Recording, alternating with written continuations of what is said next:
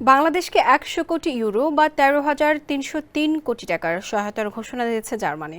মঙ্গলবার প্রকাশিত এক সংবাদ বিজ্ঞপ্তিতে অন্তর্বর্তী সরকারের পরিবেশ, বন ও জলবায়ু পরিবর্তন উপদেষ্টা সৈয়দা রিজওয়ানা হাসান এ তথ্য জানিয়েছে। এই সহায়তার জন্য জার্মানিকে ধন্যবাদ জানান তিনি। রিজওয়ানা হাসান জানান, নবায়নযোগ্য জ্বালানি খাতে আগামী ১০ বছরে এই সহায়তা দেবে জার্মানি। এর মধ্যে চলতি বছরই বাংলাদেশ পাবে ১.৫ কোটি ইউরো। বেসরকারি খাত, গবেষণা ইনস্টিটিউট, একাডেমিয়া ও সুশীল সমাজের মতো সংশ্লিষ্টদের সাথে এ নিয়ে আলোচনা ও প্রচারে একমত হয়েছে দুই দেশ।